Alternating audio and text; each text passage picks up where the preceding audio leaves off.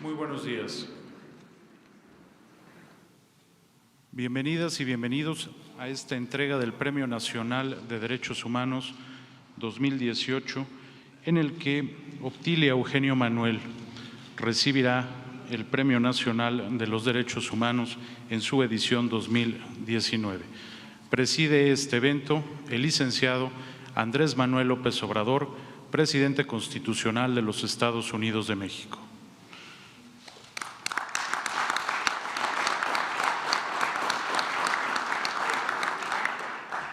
Le acompañan el general Luis Crescencio Sandoval, secretario de la Defensa Nacional, el almirante Rafael Ojeda, secretario de Marina, el licenciado Alfonso Durazo, secretario de Seguridad Pública y Ciudadana, el licenciado Alejandro Encinas, subsecretario de Derechos Humanos de la Secretaría de Gobernación, la maestra Rosario Piedra Ibarra, presidenta de la Comisión Nacional de los Derechos Humanos, la ciudadana Obtilia Eugenio Manuel, ganadora del Premio Nacional de Derechos Humanos 2019.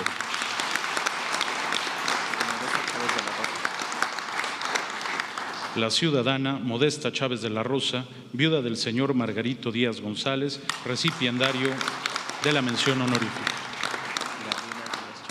Gabriela Díaz Chávez, hija del señor Margarito Díaz González, recipiendario de la mención honorífica.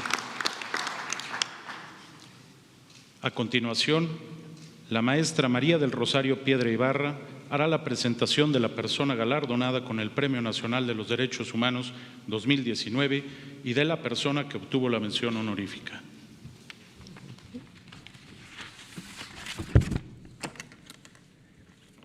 Ciudadano Andrés Manuel López Obrador, presidente constitucional de los Estados Unidos mexicanos. Distinguidos miembros del Presidium, señoras y señores, la Comisión Nacional de los Derechos Humanos entrega hoy el Premio Nacional de Derechos Humanos correspondiente al año 2019. Corresponde el premio al activista Obtilia Eugenio Manuel, integrante de la Organización del Pueblo Indígena OPIM. Se ha distinguido por denunciar abusos cometidos por personal del Ejército Mexicano contra los pueblos indígenas, de manera particular contra las mujeres, que les ha valido estar en constante situación de riesgo ante múltiples amenazas recibidas.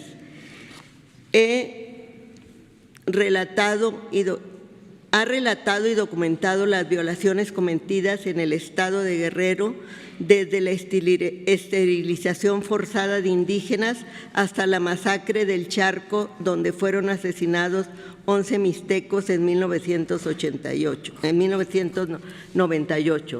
En 2002 tuvo un papel muy activo en la denuncia de violaciones sexuales cometidas por personal militar contra las mujeres indígenas Valentina Rosendo Cantú e Inés Fernández Ortega. Ambos casos fueron elevados ante la Corte Interamericana de Derechos Humanos, CID, que emitió 2 sentencias contra México por la tortura sexual cometida en agravio de las mujeres. Ella misma fue víctima de desaparición hace unos meses junto con Hilario Cornelio, otro activista de la OPIM. Después de 4 días de búsqueda, ambos fueron localizados con vida.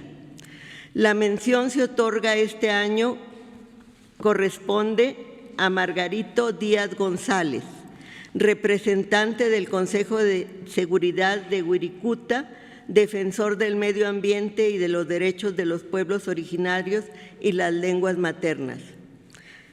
Se opuso a la construcción de la presa de almacenamiento La Maroma y otras obras integradas a ese proyecto ubicadas en los municipios de Real de 14, Villa de Guadalupe y Matehuala en San Luis Potosí. Era reconocido también por su defensa en los sitios sagrados y ante la llegada de las mineras canadienses en la zona Wirikuta, en el estado de San Luis Potosí. Margarito Díaz conformaba la Unión Wixárika de Centros Ceremoniales de los estados de Jalisco, Durango y Nayarit, AC, que en 2013 logró que el pueblo huichol recuperara y obtuviera el título de propiedad de su lugar sagrado, ubicado en la Isla del Rey, municipio de San Blas, en Nayarit. Un reconocimiento, desde luego, a los integrantes del jurado del Premio Nacional de Derechos Humanos 2019, Volga Pilar de Pina Rabés, Jacobo Dayan Azetnaki y María de la Luz Domínguez Campos.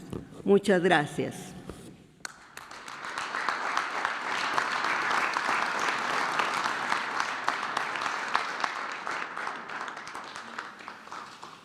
A continuación, se realizará el testimonio de la premiada con el Premio Nacional de Derechos Humanos 2019, ciudadana Obtilia Eugenio Manuel.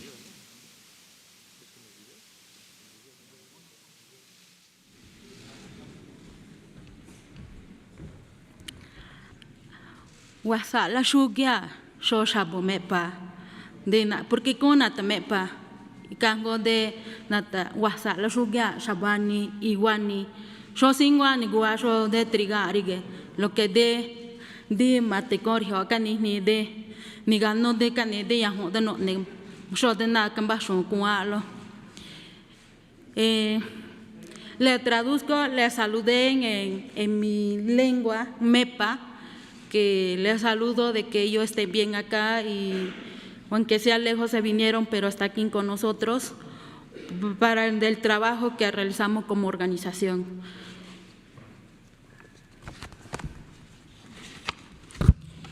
Y igual, como dijeron, mi nombre es Obtilia Eugenio Manuel, soy del estado de Guerrero, mi comunidad se llama Barranca Guadalupe, del municipio de Ayutla de los Libres, pueblos originario, es el MEPA.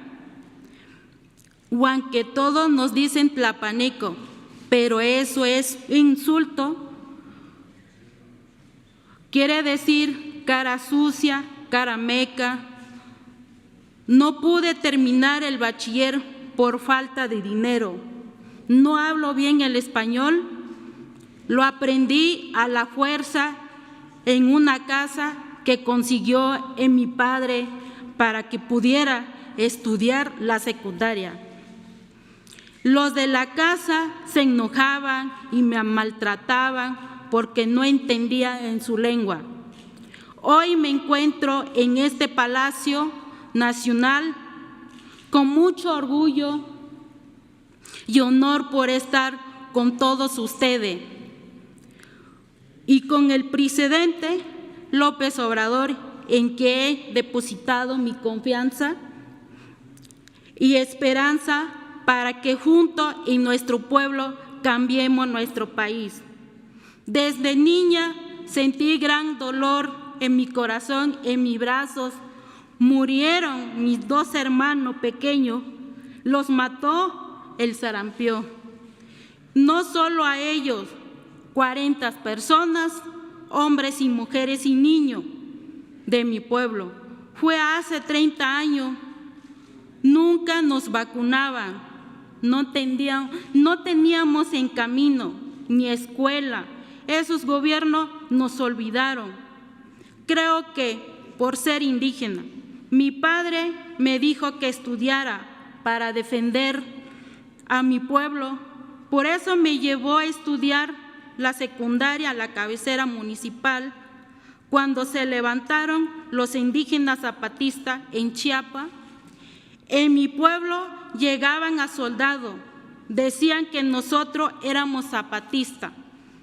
Nos maltrataron, violaron 4 mujeres indígenas de mi comunidad. Nunca hubo justicia. En el año 2002, junto con otros compañeros, empezamos a organizarnos. Soldados volvieron a violar a 2 mujeres indígenas de nuestra organización, del pueblo indígena MEPA, OPIN. Desde ese tiempo hemos sido acosados y amenazados por gente del ejército en complicidad con grupo delincuencial organizada. Y a mi hermano lo metieron en la cárcel y mataron al hermano de una de las mujeres violadas, asesinaron a mi prima con la que fundamos a la organización y a sus dos hermanos y a mi tía. Encarcelaron de manera injusta a 5 compañeros, mataron a 2 compañeros, a dirigente del pueblo, Nasabi. Actualmente hay orden de aprehensión en contra de mis hermanos por un delito que el gobierno de Zeferino Torreblanca, que fabricó en contra integrante de nuestra organización. La historia que conozco de mi pueblo ha sido sufrimiento, también de lucha y municipio. Se cometió masacre del Charco. En el estado de La Matanza de Agua Blanca, en Chiapas de Latial, los estudiantes asesinados en Tlatelolco. Hoy convivimos diarios con graves problemas de violencia e inseguridad. Recibir este reconocimiento vale mucho para mí, pero es también una gran responsabilidad. De ser mujer por ser indígena, mi conciencia me dice que debo seguir luchando. Por los derechos humanos no puedo quedar callada cuando conozco que a diario hay muchas mujeres que son acosadas, atacadas, asesinadas. No entiendo esta violencia contra nosotras, menos en los centros de estudios donde se supone que está la gente más civilizada y no se respeta a las mujeres. Celebro en apoyo la lucha contra la corrupción que ha emprendido el señor presidente, pues en muchos ayuntamientos sigue como algo normal. Se da principalmente la construcción de la obra. En Ayutla hubo cambio para elegir a las autoridades municipales, pero no ha cambiado nada, no se ve la diferencia. En febrero de este año fui secuestrada, torturada por denunciar la corrupción. Sigo viva gracias a amplias movilizaciones colectivos y mujeres de organizaciones social, derechos humanos. La verdadera policía comunitaria nació hace 22 años en la montaña, está controlada por la asamblea de cada comunidad. Su representación se llama Coordinadora Regional de Autoridades Comunitarias. La CRA es un sistema de seguridad y justicia indígena que ha servido para combatir la delincuencia. Las autodefensas son otras cosas. Nacieron en buena intención, sin embargo, han sido penetradas por la delincuencia y una vez se hace labor de policía deteniendo personas sin justificaciones, pidiendo dinero, otras veces hacen peor. En mi municipio no hay policía municipal. Como indígena carecemos de muchas cosas. También tenemos gran responsabilidad con nuestro país. Entiendo que el cambio se debe de dar de abajo hacia arriba, pero de arriba hacia debajo también. La situación actual dice que debemos tomar nuestro papel como ciudadana y ciudadano para transformar nuestra realidad. Hoy tengo la oportunidad de decir ante usted, ante el pueblo, lo que pienso. Por eso pido la violencia contra las mujeres en los pueblos, montañas, sierras, ciudades, calles, transportes, en fábricas, oficinas, escuelas y universidades. Se acabe de una vez por todas. Ya no queremos ni un violador más en nuestro camino. Pido también que el dinero que manda el gobierno federal a los ayuntamientos, la obra pública, sea entregado directamente a los pueblos mediante su comité de obra nombrado por su asamblea. Para evitar más o corrupción a la verdadera policía comunitaria, debe de apoyarse en el marco legal con el que actúa la seguridad y justicia correspondiente. El Estado debe de asumir su plena responsabilidad. También corresponde el desarrollo nacional.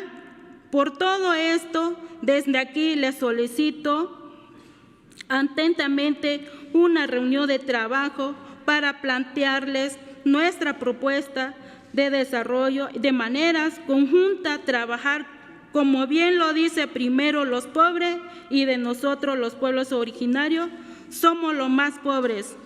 Muchas gracias por escucharme.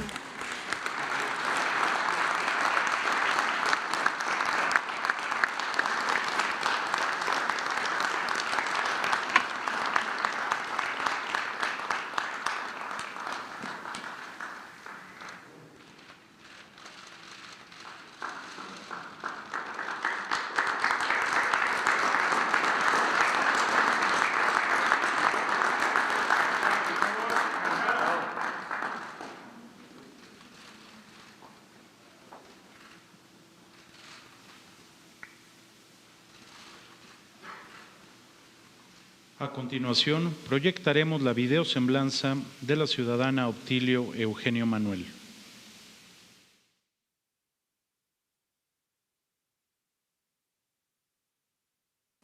Mi nombre es Obtilia Eugenio Manuel. Soy de una comunidad de Ayutla de los Libres, que es del estado de Guerrero. Mi comunidad se llama Barranca Guadalupe. En mi comunidad cuenta con 300 habitantes y todos son mepas. Cuando yo tenía como 6 o 7, 8 años, yo vi que a un señor le llegó y maltrató a su mujer y la pegó. Y él empujó a su mujer y estaba moliendo en molino de mano. Y ella, la señora, estaba embarazada, la golpeó y yo la vi, la señora se sangró. Y poco después de eso, esa señora se murió por el golpe que recibió de su marido y no le hicieron nada a ese señor y la señora se murió porque se había muerto el bebé adentro. Y mi papá me decía, y tú tienes que hablar, viste, de lo que pasó a la señora, que no habló y no sabía yo hablar en español, me tenía que quedar donde hablan en español y mi papá me decía, tú vas a ir a aprender a hablar en español y a escribir para que puedas regresar a ayudar a tu comunidad. Ya que aprendas tú, tienes que regresar a la comunidad porque a la comunidad no participan a las mujeres, porque las mujeres tienen que hablar. Y esa es la forma para poder ayudar a las mujeres, es lo que me decía mi papá. A pesar de que no había ni carretera y todo eso, llegaban a los militares en las comunidades, se metían a las casas y mataban gallinas o chivos, pero ni se los comían porque ahí se dejaban tirados. Es cuando en ese año fueron a 4 mujeres que fueron violadas por militares en mi pueblo y no lo denunciaron por el miedo. Y decían ahí en mi comunidad, pues que es que no podemos denunciar porque ellos están armados, porque vienen a matar a los indígenas, y decían, en Chiapas estaban matando a los indígenas. Entonces fue cuando nosotros vemos que era necesidad de organizarnos. ¿Cuál es el derecho que tenemos? Es un derecho tener una educación, a salud, y nosotros decíamos un derecho a tener vivienda. Para ellos, que tú conoces a tu derecho, eres una persona de alto peligroso. Y entonces somos los que nos matan, nos asesinan. Pero para mí esto me ha dado mucho a luchar de mi pueblo. Pues sé que mi pueblo son poquitos. Y tener de lo que tenemos que tener, ¿no? Y para mí era tener a educación, a tener a salud, a tener a desarrollo, a tener a carretera en el pueblo para poder a transportar los enfermos. Y yo he ayudado a mujeres que han pasado a eso y hemos denunciado. Y porque hay unos médicos o enfermeras que a veces tratan mal a los pacientes. Puedo hablar, echar muchas flores, pero la que va a hablar es mi trabajo. Mira cómo sacó bien bonito, tiene hartos maíz o tiene hartos frijol. Para mí, eso yo le digo a las enfermeras, digo, pues no va a hablar de como físico, tiene que va a hablar de su trabajo. Mira, hizo bien el trabajo, mira cómo sacó y paciente está así, bien, ¿no? Y la gente va a estar bien agradecida. Siempre ha sido difícil, pero la más complicado a mí de lo que pasé en febrero. Y me bajan ahí y que me ponen en la pistola y me agarran de cabello y me suben en el carro. Y de ahí nos llevaron así boca abajo, nos vendaron ahí, ya adentro del carro. Así venían así con una pistola atrás para mí. Llegué yo a sentarme así y llegaban y me agarraban de cabeza, me daban de la pared y decían, y llegaban y me golpeaban, decían, ahora a ver qué periodista echaba más chile en esto, así decían. Y escuchaba yo, pues muchas cosas escuchaba yo cuando me estaban acordando y golpeándome ahí.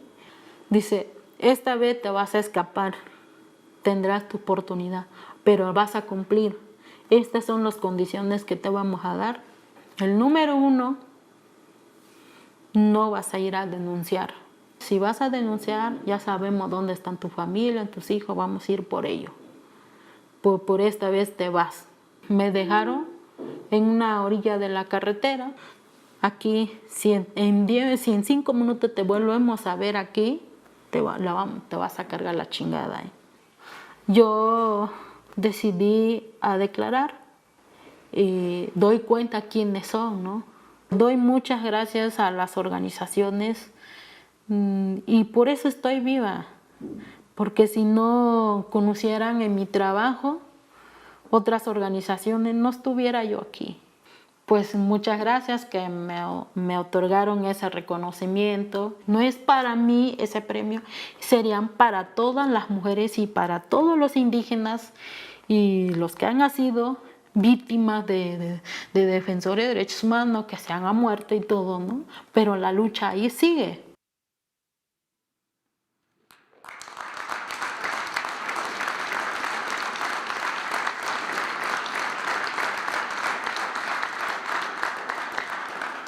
Invitamos al presidente de la República, licenciado Andrés Manuel López Obrador, y a la presidenta de la Comisión Nacional de los Derechos Humanos, maestra Rosario Piedra Ibarra, a la imposición de la medalla, entrega de diploma a la señora Modesta Chávez de la Rosa, viuda del recipiendario de la mención honorífica, señor Margarito Díaz González.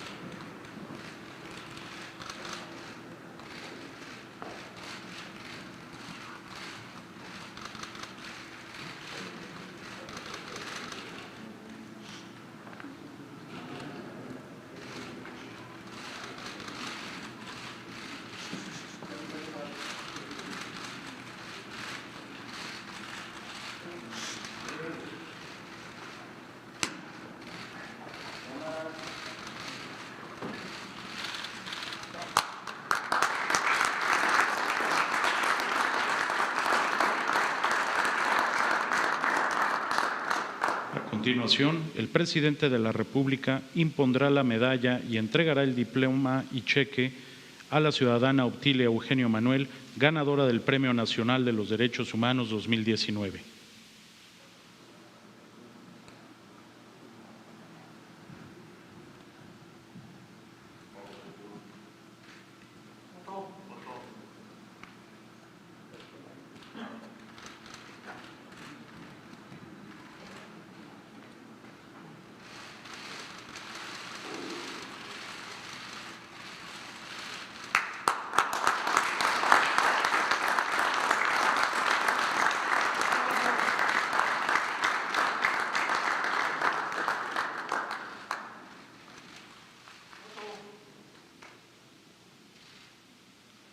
Tiene la palabra el licenciado Andrés Manuel López Obrador, presidente constitucional de los Estados Unidos mexicanos.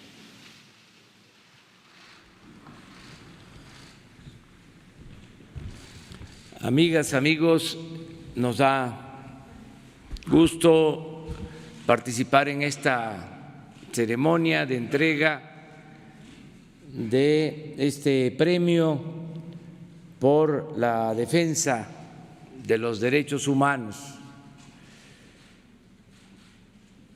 Nosotros llegamos aquí, a este palacio, después de luchar muchos años por la justicia y por los derechos humanos. Y ahora que estamos como autoridad,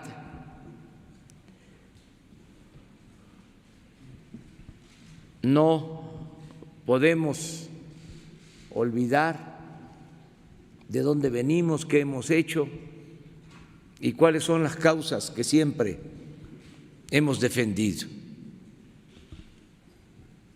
Dicen que el poder atonta a los inteligentes y a los tontos los vuelve locos. Pero nosotros estamos bien parados, firmes, y actuamos con aplomo porque tenemos ideales y tenemos principios, que es lo que más nos importa. Nuestra honestidad es lo que estimamos más importante en nuestra vida.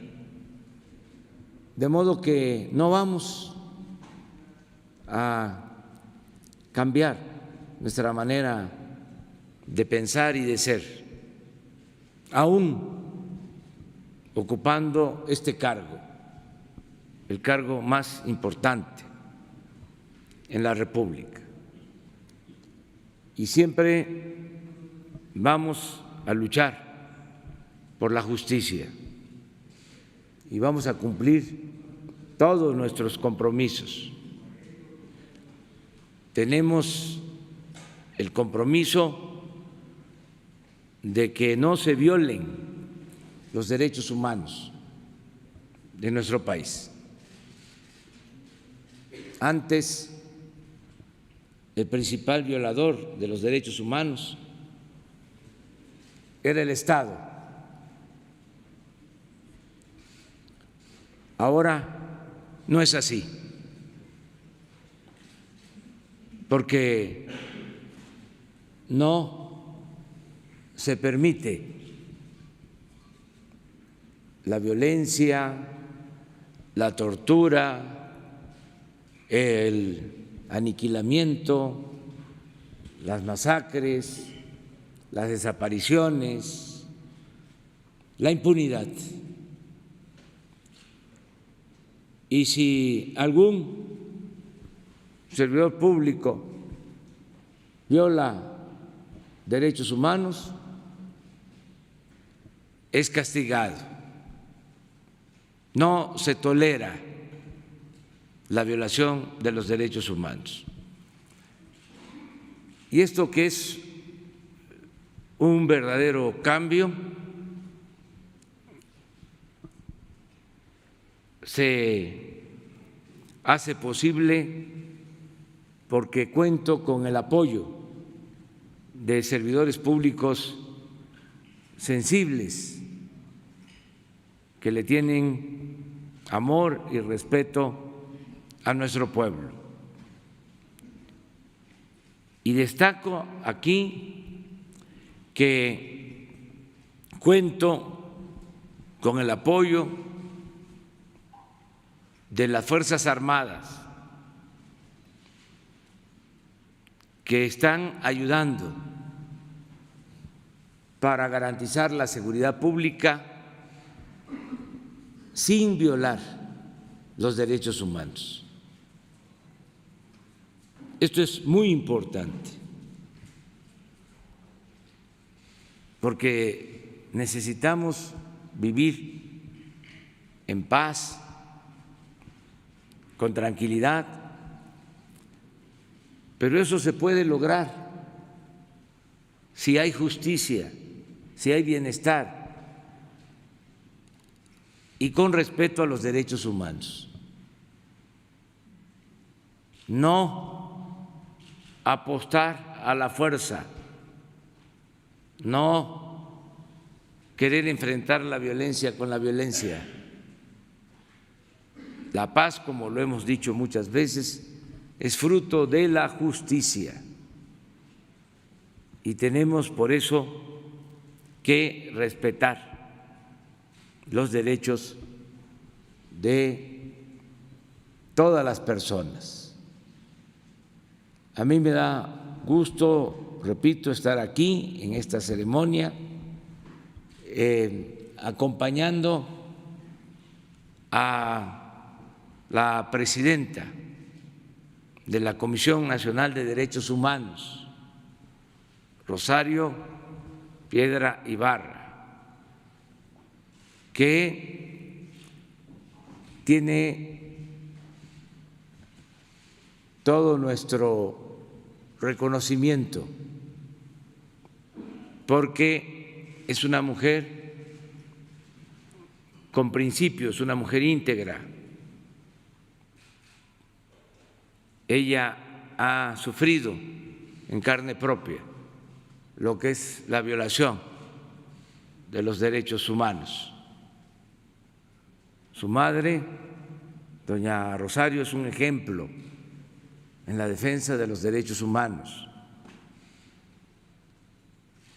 porque desde la desaparición de su hijo, del hermano de Rosario, que está aquí con nosotros, su mamá se dedicó a buscarlo y a denunciar las violaciones de derechos humanos y creó una organización desde hace muchos años, cuando era muy difícil, muy riesgoso luchar por los derechos humanos. Por eso le tenemos a Rosario toda la confianza para que siempre se haga justicia, que no haya impunidad, que no haya influyentismo, que el que cometa un delito sea castigado, sea quien sea. Y estoy seguro que de esta manera vamos a ir haciendo realidad la justicia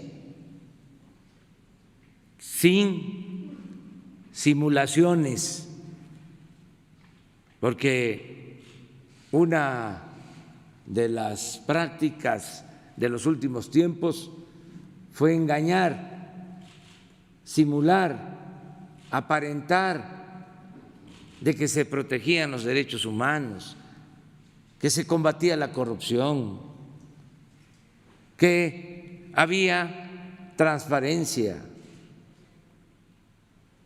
Y en realidad todo eso era pura demagogia. Se creaban los organismos supuestamente independientes, y sí eran independientes del pueblo, no del poder. Estaban como apéndices, subordinados a los poderosos,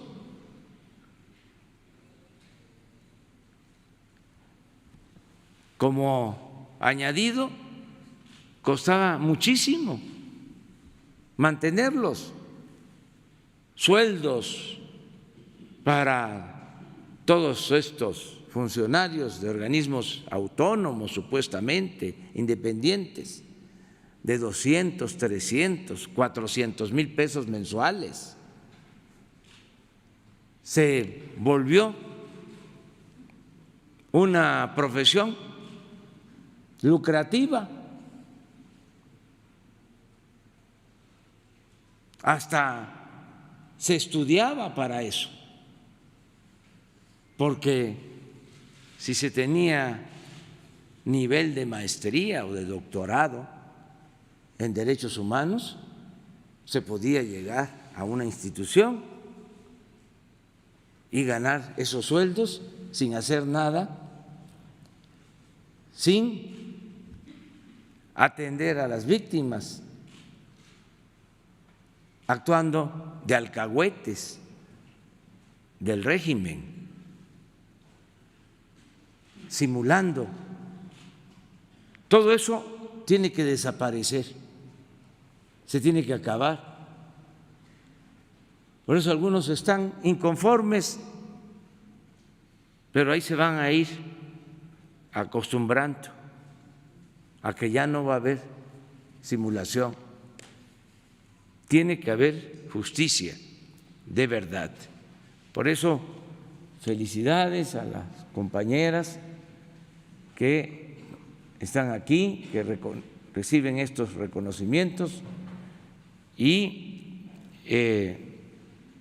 decirles que nosotros siempre vamos a estar a la altura de ustedes.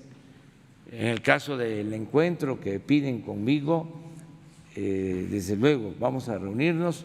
Solo le quiero pedir a Alejandro Encinas que establezca comunicación con ustedes, se pongan de acuerdo. Y muchas gracias y felicidades. Muchas gracias a todas y a todos.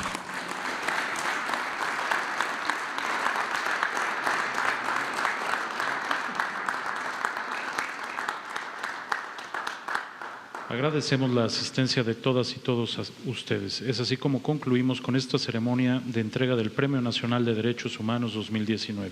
Muy buenos días.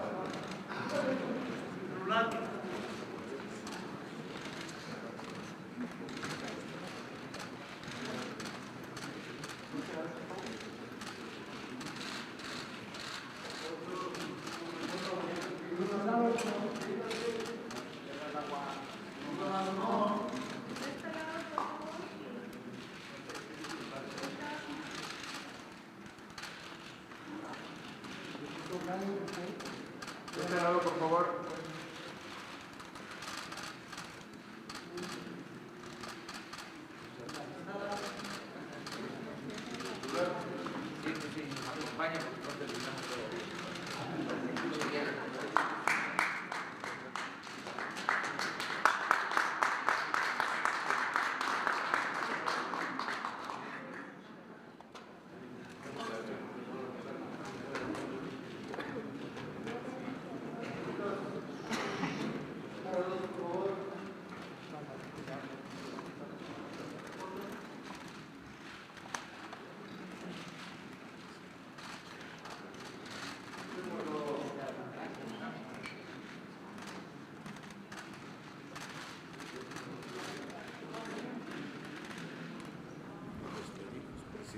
¿Sí? No se quieren quedar. ¿Qué? No, como quieran. Bueno. Gracias a todas.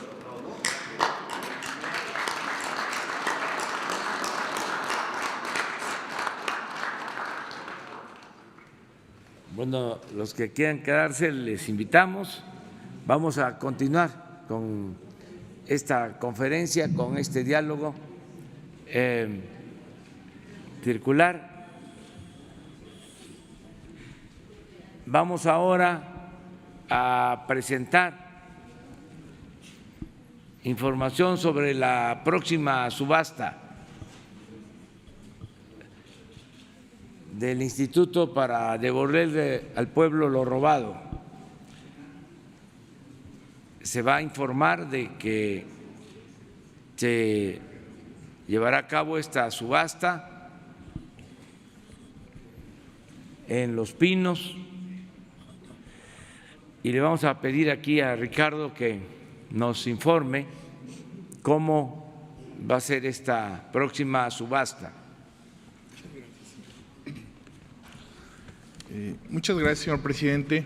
Buenos días a todas y a todos.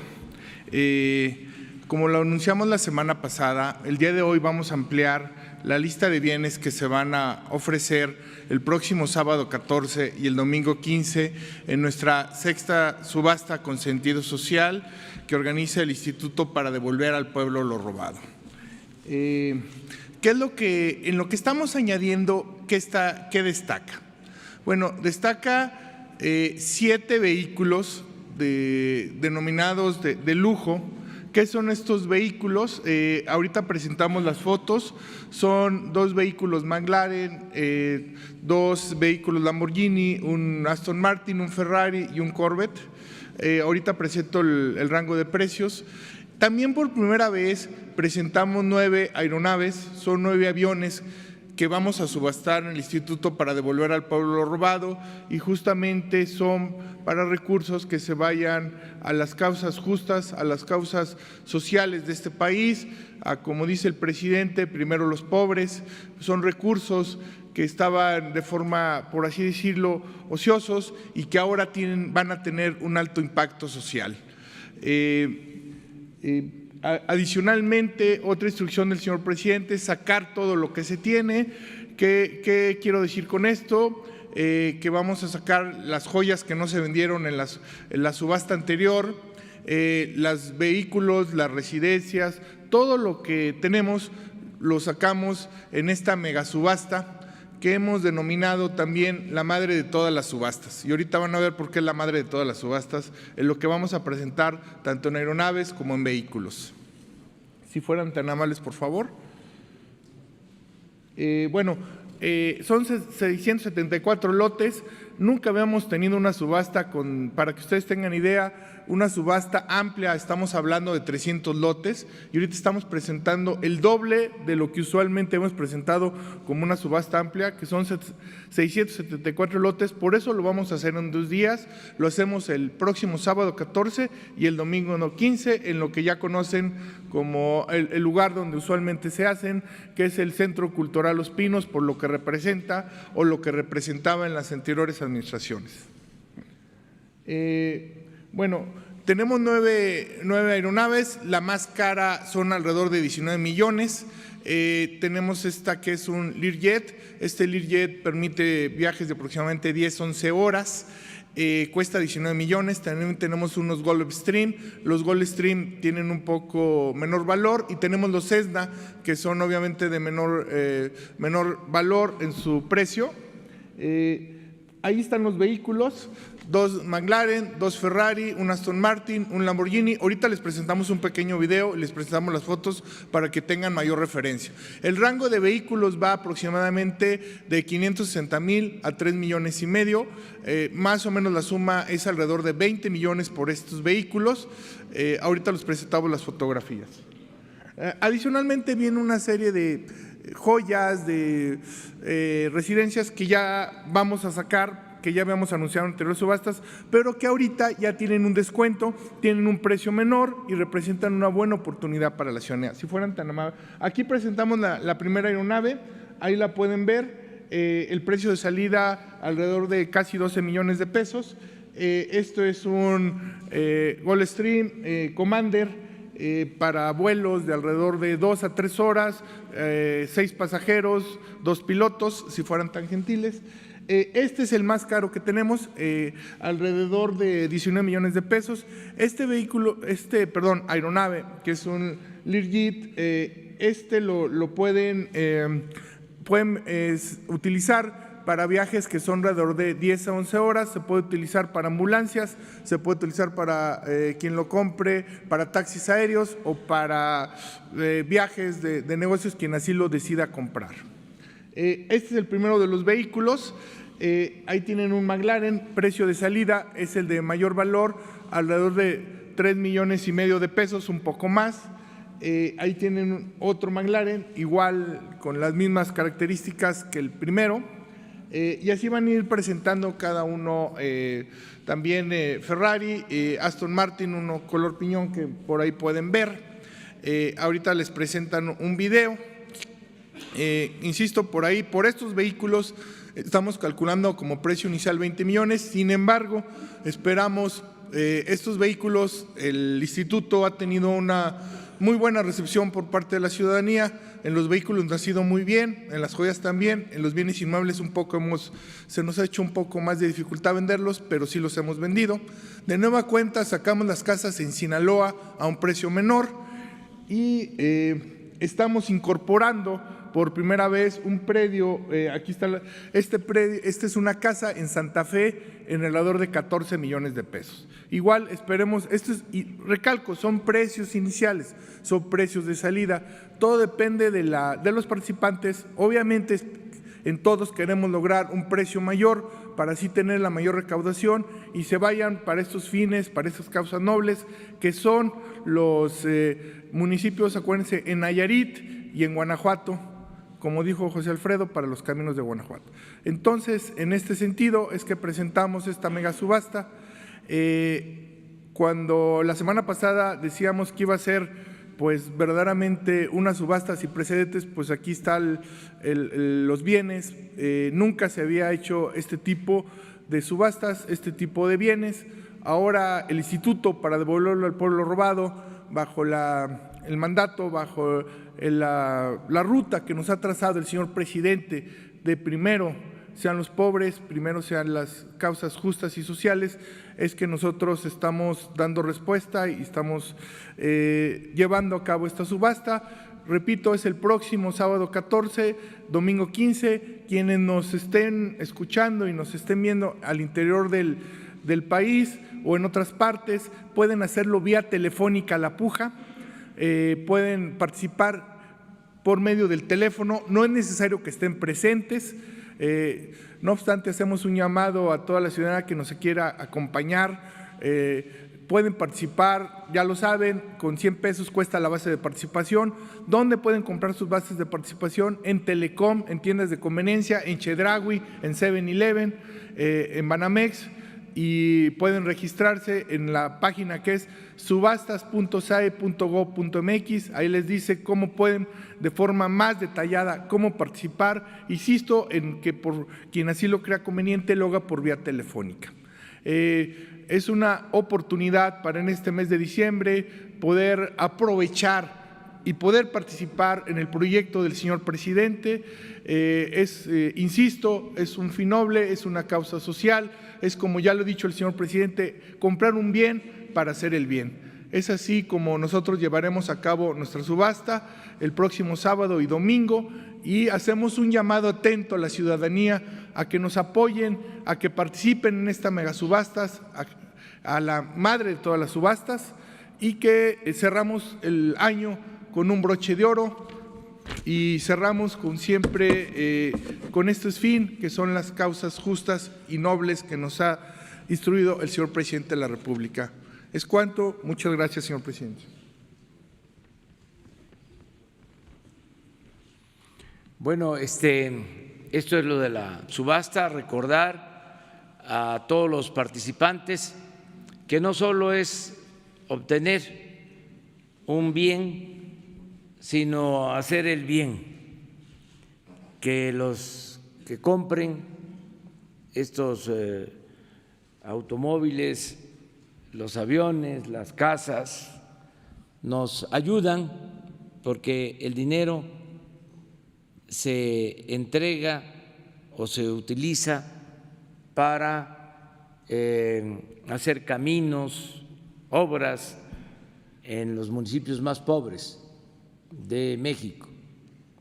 Esta subasta va a ayudar a financiar la construcción de 2 caminos en Nayarit, en la zona Huichol de la Yesca, que no tienen camino pavimentado a su cabecera municipal, y también para financiar el camino a Tarjea, en Guanajuato. En el caso de Guanajuato son 46 municipios y ese municipio, Tarjea, que está en la sierra, no tiene camino pavimentado a su cabecera municipal.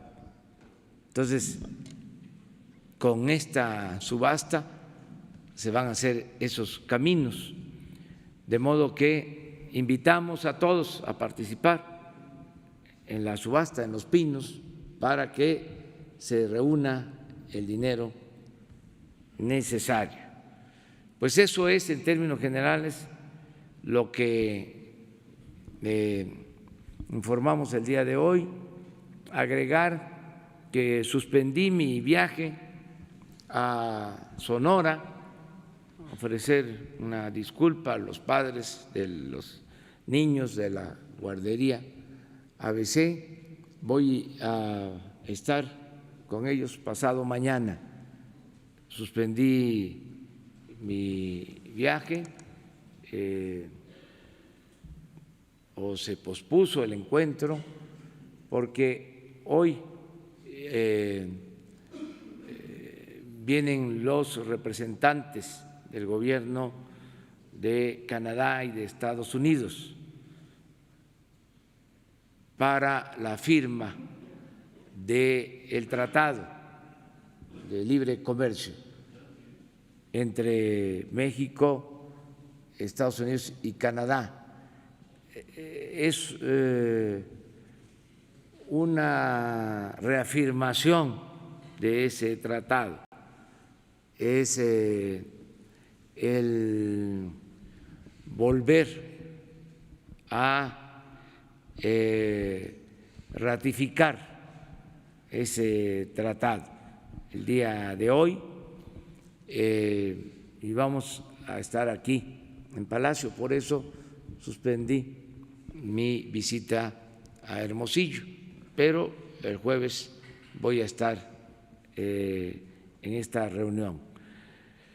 En general, eso es lo que quiero informar a ustedes. Vamos a abrir preguntas y respuestas, para preguntas y respuestas. Los dos, ustedes. Buenos días, presidente. Marco Antonio Olvera, del diario Bajo Palabra. ¿Cuál es la ratificación de este acuerdo trilateral de Canadá, México y Estados Unidos con respecto a lo del tratado? Que bueno, finalmente ha sido un estira y afloja, amenazas de parte de Trump y Canadá. Bueno, pues se ha portado diplomáticamente más que educado ese país con respecto a nuestro. ¿Cómo va a ser ese? Pues ese finalmente es un estira y afloja, presidente, que todavía no está definido para la firma del tratado. Bueno, tenemos que esperar todavía estas horas, pero ya hay un acuerdo inicial entre los gobiernos. Falta la aprobación de los congresos. En el caso de nuestro país, vamos de la mano. Estamos trabajando juntos, tanto el Senado como el Ejecutivo. No se aprueba nada si no se informa y se consulta previamente al Senado. Entonces, ya se llevó a cabo este procedimiento en nuestro país y hay acuerdo en que se firme el día de hoy este tratado, que requiere básicamente de la aprobación de los 3 gobiernos, vamos a decir, de los ejecutivos. Esto es de parte de Canadá, es una aceptación del gobierno de Canadá. Falta, desde luego, que en el Congreso de Canadá se ratifique. En el caso de Estados Unidos ya hay un acuerdo de parte del gobierno que encabeza el presidente Donald Trump, pero falta que el Congreso ratifique. Y de parte nuestra ya existe el acuerdo. Estamos convencidos que es bueno el tratado para México, como lo es también para Canadá y para Estados Unidos. Nos conviene y ya nosotros tenemos la anuencia del Senado. Desde luego, en su momento el Senado va a tener que ratificarlo, porque ese es el procedimiento. Hoy se firmaría por parte de los ejecutivos, de los negociadores de los 3 países. Por eso me quedé aquí en la ciudad, porque se va a llevar a cabo una reunión el día de hoy. Vienen representantes del gobierno de Canadá y de Estados Unidos. Eso es lo que puedo informarles. Presidente, y con el tema que hoy se aborda, no precisamente de nuestros hermanos indígenas, pero sí de los trabajadores de la cooperativa Cruz Azul. Aquí afuera se están manifestando esposas de trabajadores, algunos ya fallecidos, otros que siguen en activo, que se han violentado sus derechos laborales, que Billy Álvarez ha intentado o está intentando despojarlos de esa cooperativa que mantiene a miles de familias. Usted en marzo de este año le encomendó a Alejandro Encinas, el secretario de Derechos Humanos, que los atendiera. Hasta este momento no los ha atendido. Yo quisiera saber si usted sabe o quién los puede recibir para que atienda sus peticiones, y si usted sabe, como jefe del Ejecutivo, si Billy Álvarez está siendo investigado por la Unidad de Inteligencia Financiera con respecto a posibles desfalcos a la cooperativa, y también con respecto a fraudes que ha cometido con el grupo de fútbol Cruz Azul. No tengo información, no me ha presentado ningún informe Santiago Nieto de Inteligencia Financiera sobre esta empresa, y vamos a atenderlos si se están manifestando.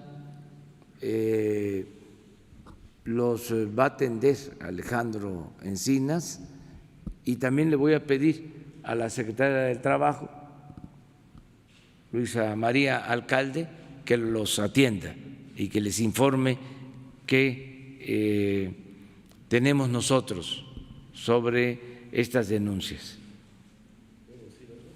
Sí.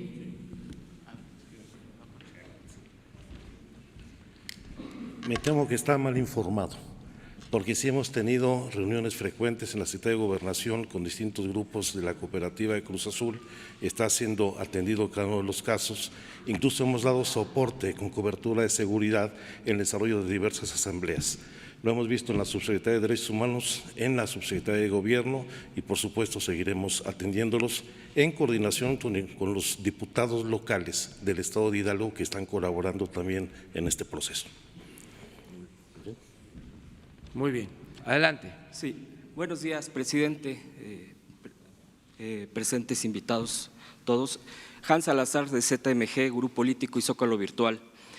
Respecto al TEMEC, quisiera yo preguntarle, presidente, ¿cuál es su postura con lo que afirma la CONCAMIN? Ayer plantean, defendamos lo que nos toca y seamos firmes en el TEMEC,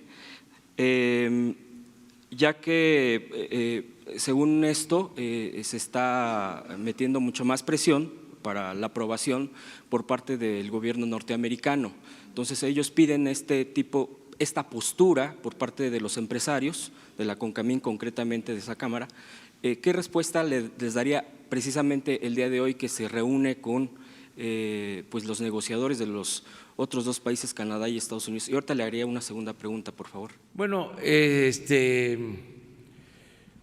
nosotros desde el principio, desde que participamos como observadores, porque la negociación se inició en el gobierno anterior, cuando nosotros ganamos la presidencia. En mi carácter de presidente electo, me invitaron a participar en las negociaciones y se nombró una comisión de parte nuestra para estar pendientes de la negociación y de los acuerdos. Fijamos con mucha claridad nuestra postura, definimos qué era lo que considerábamos importante, qué no se podía aceptar, y se logró un primer acuerdo. No fue fácil, hubieron presiones. Al final se nos atendió y por eso aceptamos. Se firma durante el gobierno del presidente Peña, a finales del gobierno del presidente Peña, pero con la aceptación nuestra. Nosotros vimos bien el acuerdo. Luego lo aprueba el Congreso de nuestro país y posteriormente, porque tiene que ser aprobado por los congresos de Estados Unidos, ya lo dije, y de Canadá, ante ciertas peticiones de los congresistas estadounidenses, de manera especial de los demócratas, se nos pide que se pueda abrir la negociación y nosotros decidimos aceptar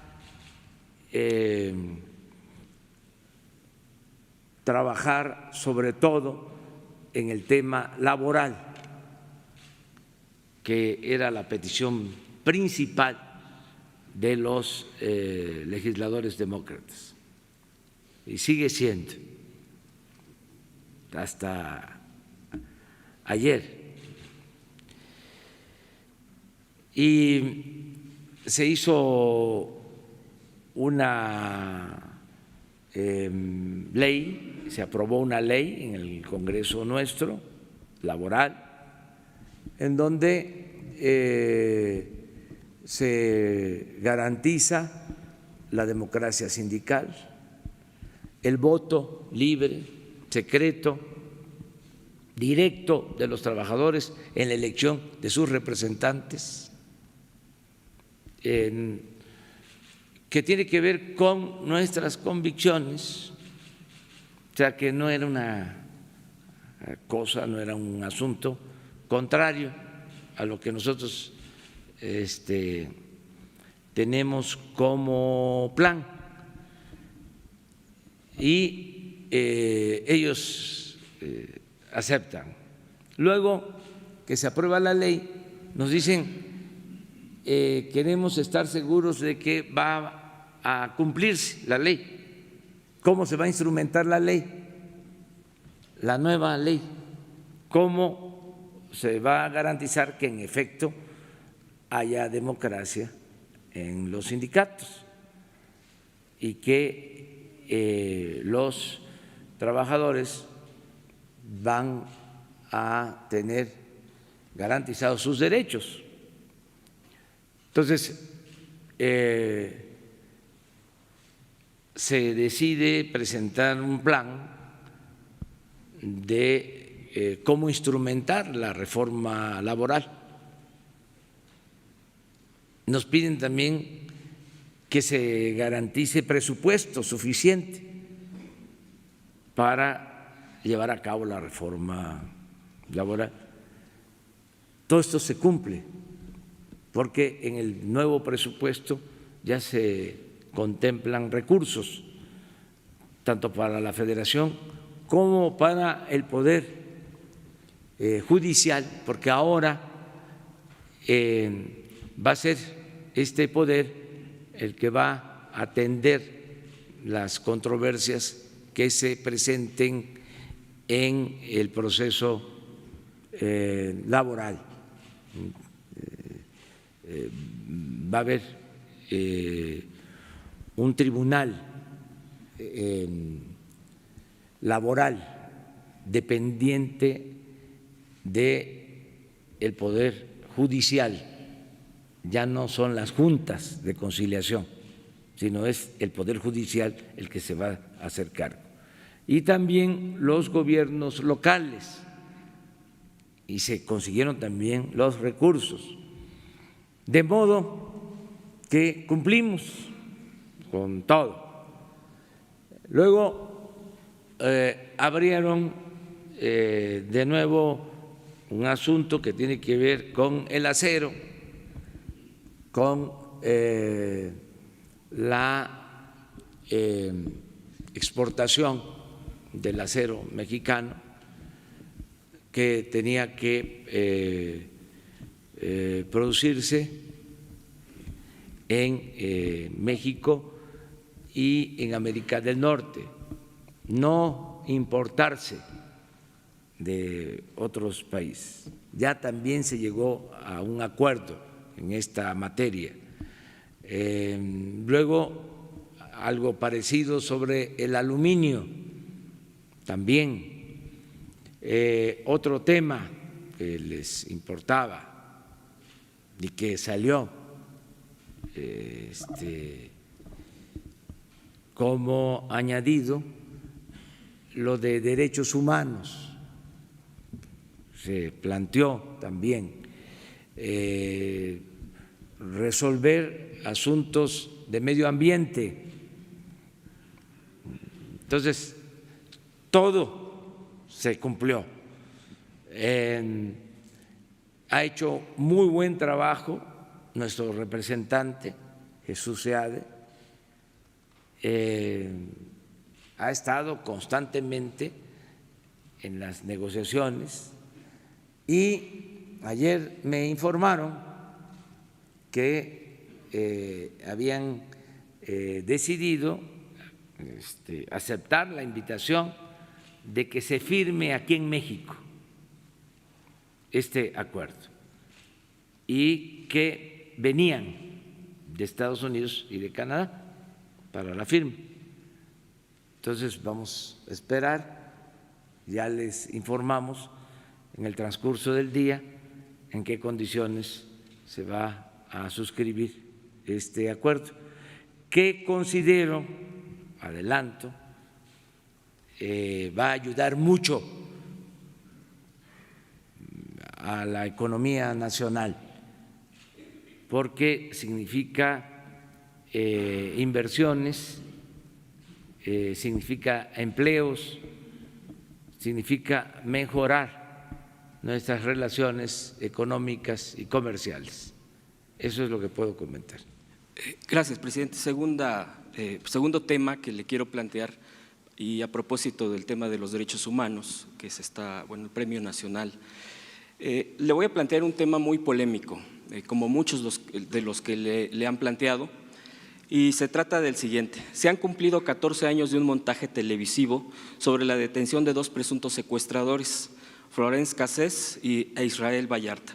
Hace 7 años, con una presión inusitada del gobierno francés, fue liberada Cassés por graves faltas al debido proceso, eso con la intervención de la Suprema Corte. Y hace unos días, Israel Vallarta, que sigue preso entiendo que en un penal de alta seguridad, envió una carta a un medio de comunicación para hacer presente su caso, puesto que lleva 14 años sin sentencia. La Secretaría, quisiera yo citarle, la secretaria de Gobernación ha dicho textualmente lo siguiente: los mismísimos criterios con los que salió Florence Cassés tendría que salir Israel Vallarta, los mismísimos criterios. Entendiendo que es un tema judicial, que es un tema que corresponde a otro poder, sin embargo, pues el gobierno federal me parece que no puede estar exento de tener alguna postura en este tema. Sabemos muy bien pues que han estado saliendo y seguirán saliendo quizá diferentes temas de violación a los derechos humanos, al debido proceso, e incluso está el tema de la amnistía que se tuvo en el Congreso, y que también es muy polémico, puesto que los opositores a su gobierno lo han acusado de que es la liberación de delincuentes, etcétera, etcétera. Bueno, más allá de meternos o de discutir el tema de cada situación, quisiera yo llamar en este punto concreto cuál sería su postura, si ha habido reuniones por parte de su gobierno con familiares, con gente allegada a este caso, y si no lo hay, ¿tomaría usted alguna acción al respecto para poder, en lo que corresponde al gobierno y sus facultades, pues que no se siga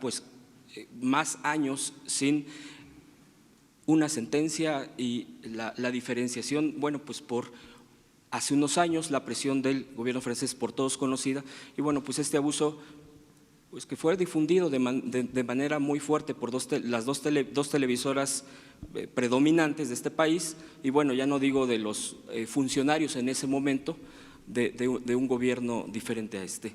¿Cuál sería su postura, presidente? Bueno, mi postura es de que debe de haber justicia, apego estricto a la ley, no aceptar presiones, influyentismos de nadie, y que se actúe de conformidad con la ley, que no haya injusticias de ningún tipo. Cuando se demora mucho en dictarse una sentencia, pues no se está cumpliendo con un principio de que la justicia tiene que ser pronta y expedita. Esto es inaceptable, es un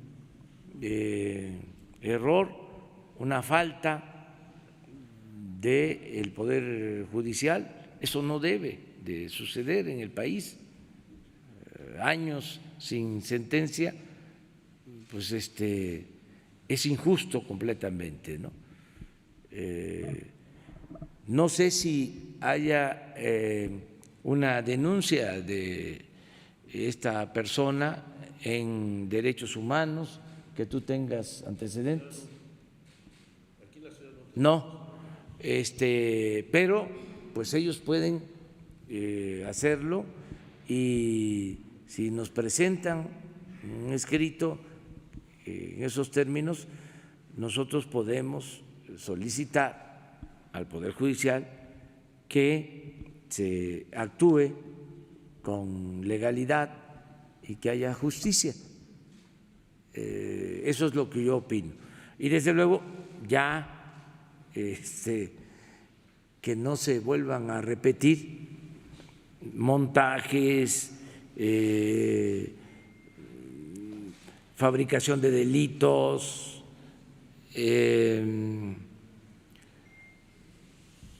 injusticias que se cometían. Nunca se me va a olvidar de que a los maestros de Oaxaca, a los dirigentes, los metieron a la cárcel fabricándoles el delito de lavado de dinero en la pasada administración. Y nadie dijo nada, o muy pocos. Muy pocos hablaron.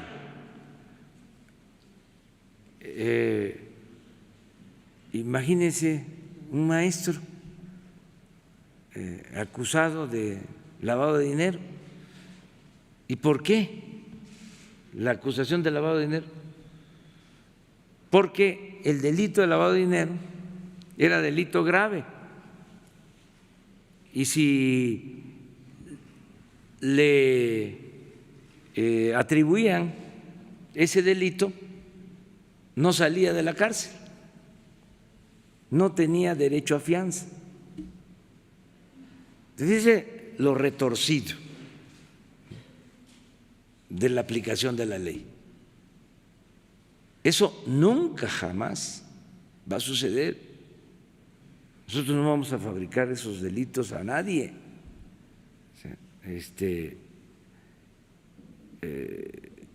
Y eso muestra pues la diferencia.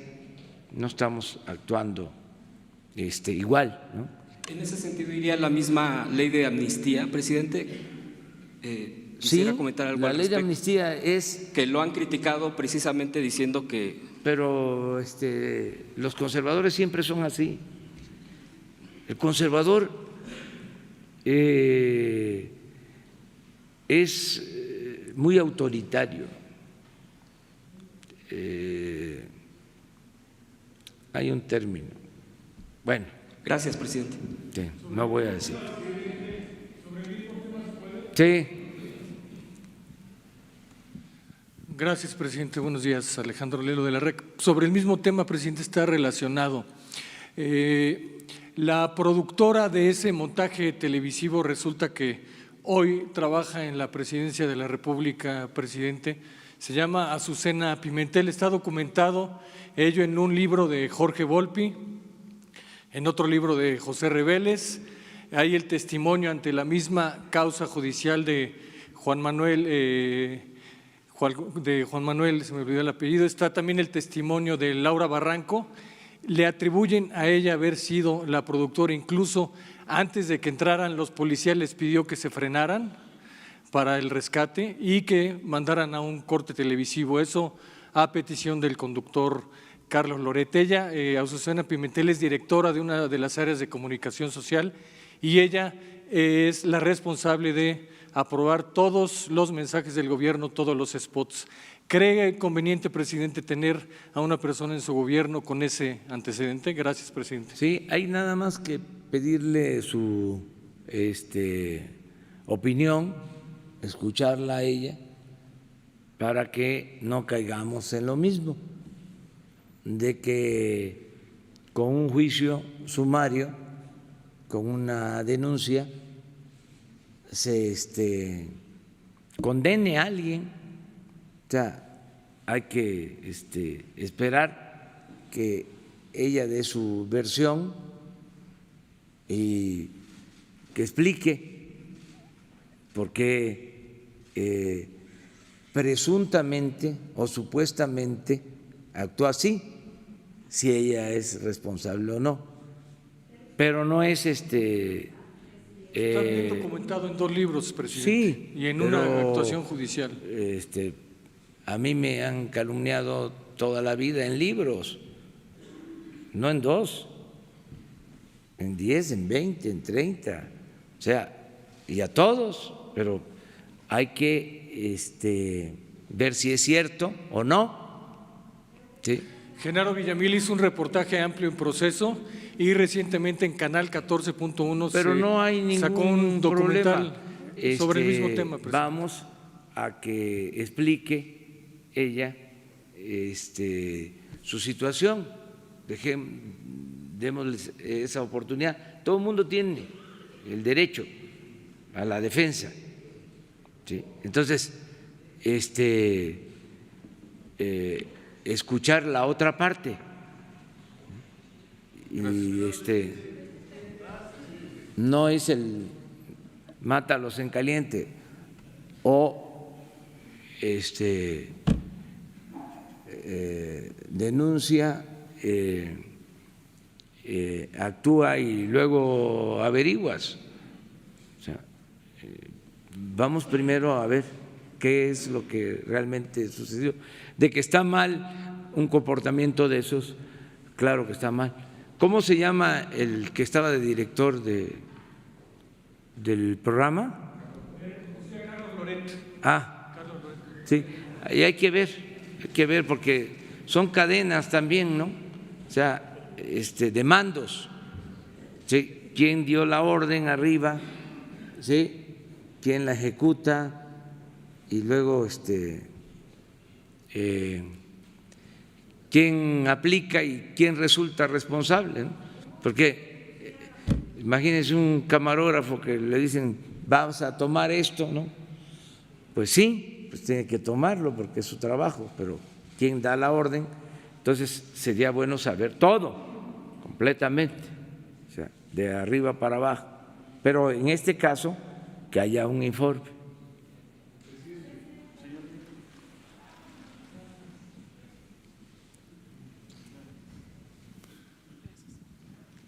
Gracias, presidente. Quisiera preguntarle sobre el adendo o la adenda que se negoció para el TEMEC. Mencionó usted que entre los temas que pidió Estados Unidos que se reabriera es derechos humanos. ¿Qué pidió Estados Unidos en este tema en específico a México? No, cometí yo el error de decir derechos humanos. No, medio ambiente. Correcto. La segunda pregunta que le quiero hacer es, presidente, empezó una lluvia de amparos contra la aprobación de la ley de extinción de dominio, un poco pensando en que hay quienes se consideran afectados porque los bienes podrían ser asegurados o apropiados por parte del Estado antes de que termine los juicios. ¿Qué piensa sobre este tema? Pues que pues es natural, ¿no?, de que se busque proteger los bienes de los que son presuntamente responsables de delitos. Nosotros consideramos de que deben de retenerse esos bienes, que esa ley hacía falta, de extinción de dominio, y que si al término del juicio resulta de que son inocentes y se les tiene que devolver el bien, que se haga a partir del avalúo que originalmente por ley se tiene que llevar a cabo. Por ejemplo, uno de estos bienes, si termina un juicio y resulta que hay que devolverlo, ¿sí?, así era antes, o mejor dicho, no se podía tocar el bien hasta que terminara el juicio, y el avión, ¿sí?, se podría, se echaba a perder o costaba mucho mantenerlo en buen estado, y era hasta los 2, 3 años ya chatarra como podía utilizarse. Eso si duraba 2 años o 3 el juicio.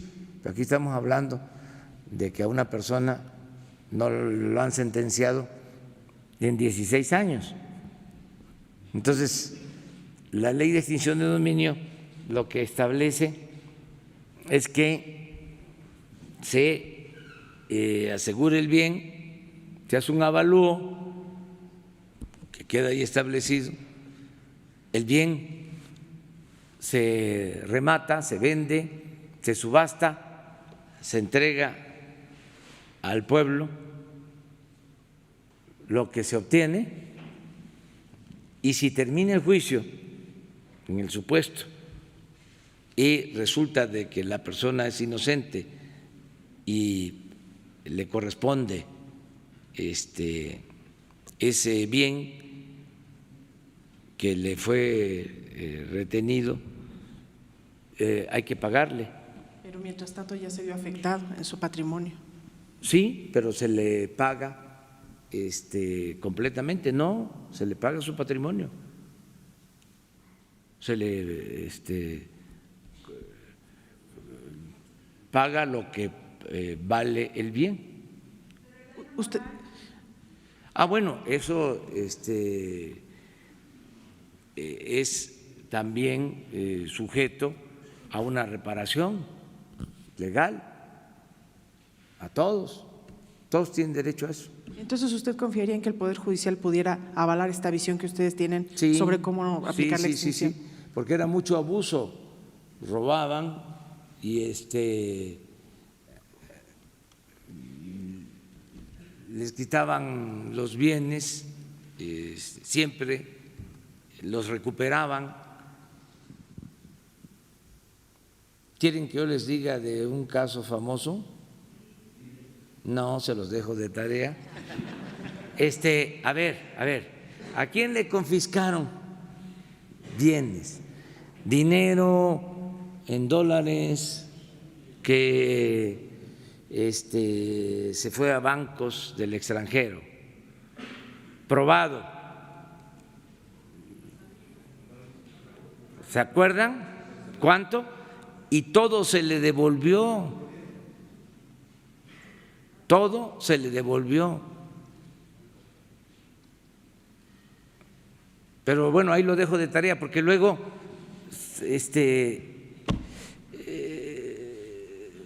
nos olvidamos de esas cosas, pues. Presidente, por último preguntarle, ¿qué opina del hecho de que… ¿van a hacer la investigación de los que les han devuelto bienes? Es interesante, ¿eh? Porque salen de la cárcel y les han devuelto todo completamente. Presidente, también preguntarle sobre el hecho de que el Poder Judicial haya sancionado solamente a los jueces involucrados en el caso del asesinato de Abril, pero el magistrado que dio la orden para modificar la prisión, para que no tuviera que estar en prisión el esposo de la víctima, libró la sanción. Es decir, se sanciona a los jueces, pero el magistrado que está arriba no es castigado. ¿Qué opina de este caso? Pues debe de castigarse a todos los involucrados. Eso lo tiene que hacer el Poder Judicial. Y qué bien que ustedes lo denuncian y que el Poder Judicial revise el caso. ¿Mande? Los cambios en medio ambiente que mencionó en el tratado. Por ejemplo, respeto a humedales, ya lo que nosotros por ley tenemos que garantizar, incluso tenemos acuerdos internacionales de respeto al medio ambiente estamos más avanzados en esta materia que en Estados Unidos y que en Canadá. O sea, legalmente. Por eso no tuvimos ningún problema en aceptar lo que nos planteaba. Sí, prerrogativas.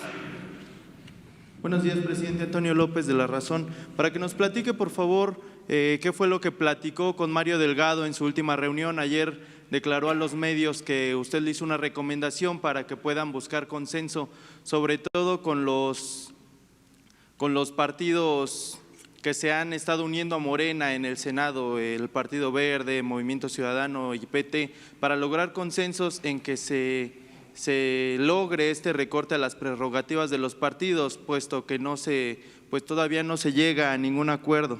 Muchas gracias. Bueno, tengo entendido que hoy se va a votar una iniciativa de reforma para reducir el monto, el dinero que reciben los partidos. Ojalá y se apruebe.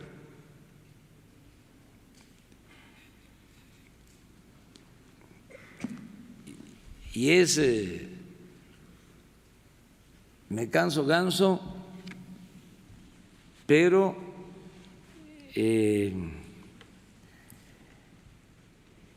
sobre todo los que están a favor de la transformación no deben de hacerse pato.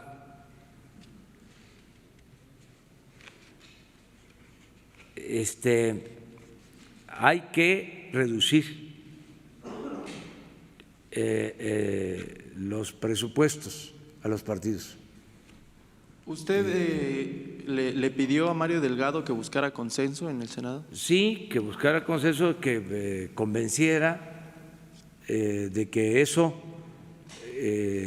ya no corresponde, o sea, el tener mucho presupuesto en los partidos no corresponde a esta nueva realidad.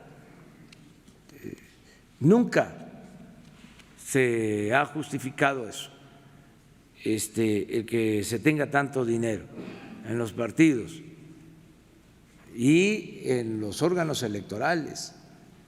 Imagínense un presupuesto de 12,000 millones de pesos para el Instituto Electoral y le hacen una disminución de 1,000 y hacen un escándalo diciendo que es un atentado a la democracia.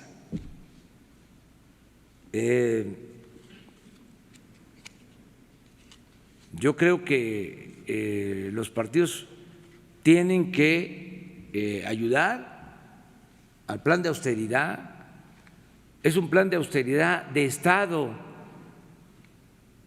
no es austeridad nada más del Ejecutivo, del Gobierno federal, es austeridad del Estado en general. Nosotros hemos actuado siempre de manera consecuente. A mí me tocó dirigir un partido cuando se hizo una modificación legal, una modificación electoral, y de recibir 20 millones, la ley aumentó, o la reforma que se hizo en ese entonces aumentó para que el partido recibiera 300 millones, de 20 a 300. Y dijimos no. Entonces, en aquel entonces, mi presidente me mandó a decir que ya me iba a ver recogiendo el cheque. Votamos en contra de esa reforma. ¿Y qué hicimos? Nos correspondían los 300 por ley. utilizamos lo que manejábamos y el resto se compró en libros. En ese entonces los libros de secundaria no eran gratuitos y nosotros entregamos los libros gratuitos de secundaria.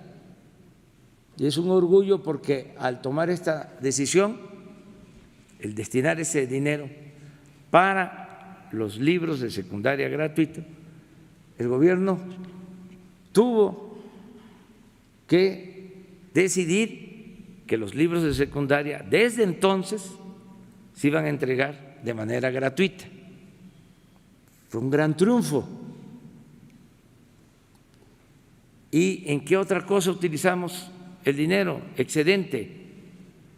Creamos casas de defensa de los migrantes en la frontera. ¿Y en qué otra cosa utilizamos el dinero? Se le daba una beca a las viudas y a los huérfanos de compañeros nuestros que fueron asesinados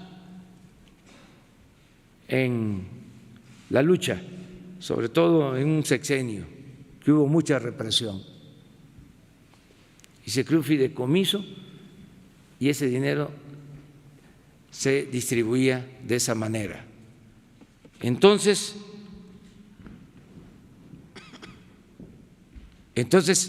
sí se puede.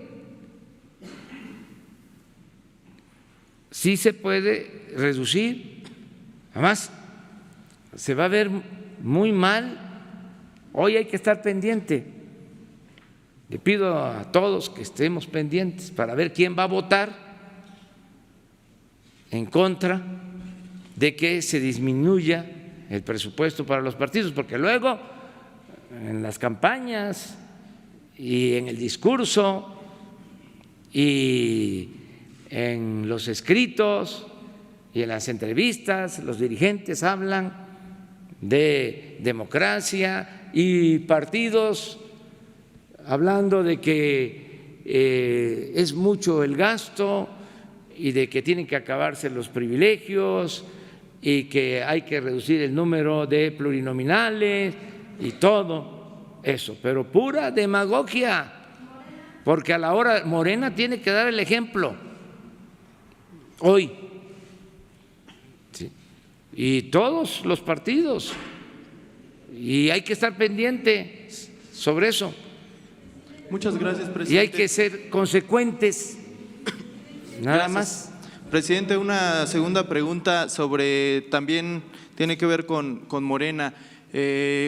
Suman ya 17 denuncias que ha recibido la Fiscalía General de la República por presunto uso electoral de recursos. De estas 17 denuncias, la mayoría, dice la misma Fiscalía, provienen de Morena. Esto tiene dos lecturas. Por una parte, hay quienes señalan y afirman que los morenistas están haciendo un buen trabajo al denunciar incluso a gente de su partido, pero por otro lado señalan que es una clara muestra de que al interior del partido se está generando una guerra, que hay tribus, porque bueno, pues incluso ni los mismos aspirantes a la dirigencia nacional se han logrado poner de acuerdo en la elección al dirigente. ¿Qué nos puede decir al respecto? Muchas gracias. No, nada, porque eso ya es asunto que tiene que ver con los partidos. A ver. Jefe de la Nación, muy buenos días a los que nos ven y nos escuchan. Carlos Pozos, reportero de la revista Petróleo y Energía. Al borde ya de la firma de este tratado comercial y los congresos, hoy amanece el dólar en el tipo de cambio, $1 por 19.07 pesos. Definitivamente, si aún no se firma este tratado, los efectos económicos se empiezan a ver. La pregunta es, ¿usted viajaría a la Casa Blanca a hacer la firma ya entre el presidente Donald Trump y el primer ministro de Canadá, Justin Trudeau? ¿Estaría usted? Y si pudiera ser antes de que termine este año. Esa sería mi primera pregunta, y si esos efectos ya económicos ante este inminente o esa firma y apretón de manos. Bueno, la firma se va a llevar a cabo aquí, hoy. No de los gobiernos, hoy. Nosotros agradecemos mucho al gobierno de Estados Unidos, al gobierno de Canadá, que hayan decidido que se firme aquí este acuerdo. Se lo agradecemos mucho. Aclaro, falta la decisión de los congresos, incluido el Congreso mexicano, de manera especial el Senado. Pero como nosotros estamos trabajando de manera conjunta con los senadores, ya tenemos la anuencia. De todas formas, tiene que llevarse al Senado de la República y formalizarse. Y es, de acuerdo a la ley, la instancia que va a decidir el Senado. Nosotros tenemos como procedimiento, porque si no sería muy difícil, complejo, el que el Ejecutivo llegue a un acuerdo y que el Congreso, en este caso el Senado, diga no estamos nosotros conformes, no queremos actuar así. Por eso la instrucción fue, aunque es una facultad del Ejecutivo, antes de nada, antes de firmar, que se consulte al Senado. Y se ha venido consultando y ya hay un acuerdo inicial. Pero esto lo tienen que hacer en Canadá y lo tienen que hacer en Estados Unidos. Es muy probable que hable por teléfono con el primer ministro Trudeau el día de hoy. Tengo la información que hay una conferencia de prensa de la señora Pelosi, que es la dirigente del Congreso en Estados Unidos, de la Cámara de Diputados, en unos 15 minutos, a las 9 de la mañana, hora de México, a las 10 hora de Washington, ella va a dar una conferencia de prensa sobre este tema. De todas formas, o sea, aclaro, lo que se firma hoy es el acuerdo de los gobiernos y falta que haya la ratificación de los congresos. Entonces, va a llevarse a cabo esta conferencia. Ojalá y la señora Pelosi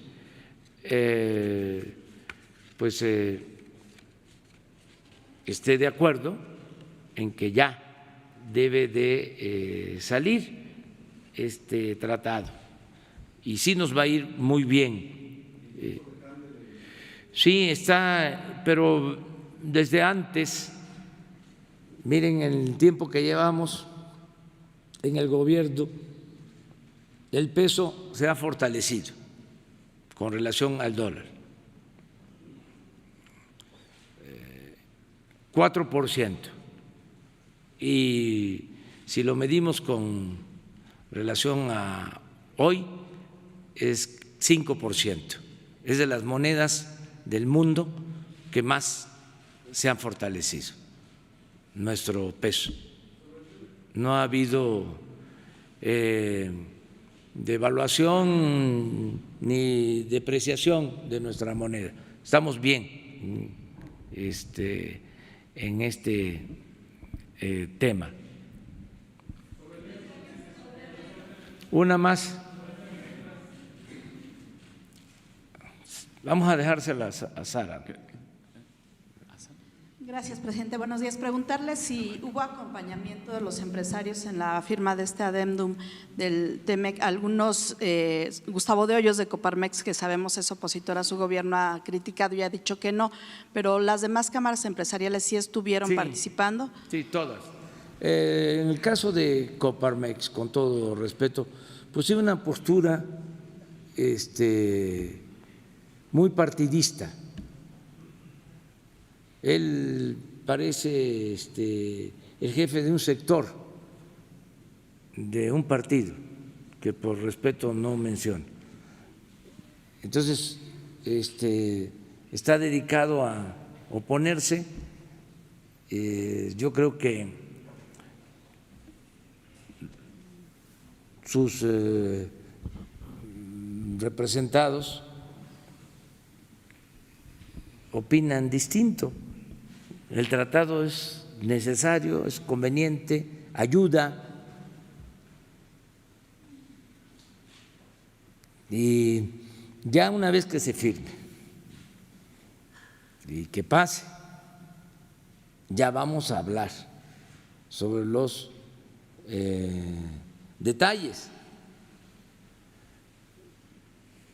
para demostrar de que nos conviene, de que fue una muy buena negociación, un buen acuerdo.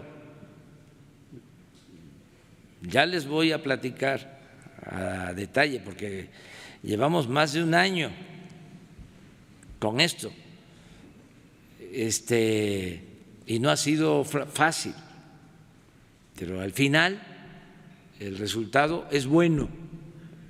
Y diría, no solo para México, es bueno para los tres países, para las tres naciones, los tres pueblos. Pero ya pasando la firma y aprobándose, ya les voy a contar toda la historia. ¿No se afecta al sector empresarial? No, al contrario, va a significar más inversión. Va a significar más empleos y va a significar empleos mejor pagados, es decir, buenos salarios, prestaciones para los trabajadores, y queda a salvo nuestra soberanía. Eso es muy importante. Ese fue el límite, esa fue la frontera que se trazó y eso se logra. Y le agradecemos mucho al gobierno de Canadá, al gobierno de Estados Unidos, en especial al presidente Donald Trump, que respetó nuestro derecho a actuar de manera soberana, como nosotros respetamos la soberanía de Estados Unidos y el derecho soberano de Canadá y de todos los pueblos y de todas las naciones. ¿También va a hablar con el presidente Trump? No sé, es posible. Estamos pues muy satisfechos con el gobierno de Estados Unidos, con la actitud del gobierno de Estados Unidos y de Canadá, y de manera especial yo tengo que reconocer que el presidente Donald Trump ha sido respetuoso de nosotros, de México, y este acuerdo ayuda mucho a las 3 naciones. Y nada más en el tema también en esta relación complicada con Estados Unidos, usted celebraba el viernes allá en su tierra, en su agua, que el presidente Trump no declarara como terroristas a los cárteles de la droga, pero hay algunas preguntas sobre si se pactó algo con el procurador estadounidense, si van a participar más las agencias de Estados Unidos en las investigaciones o si se llegó a algún acuerdo. Incluso pues no hay algunos que dicen que por eso se fue el expresidente Evo Morales. Sí, así son los conservadores, ¿eh? Así son. Siempre han sido así, ¿eh? Chuecos, mentirosos, van a los templos y olvidan los mandamientos, o van a confesarse para dejar en 0 el marcador y pecar toda la semana y volver otra vez a confesarse.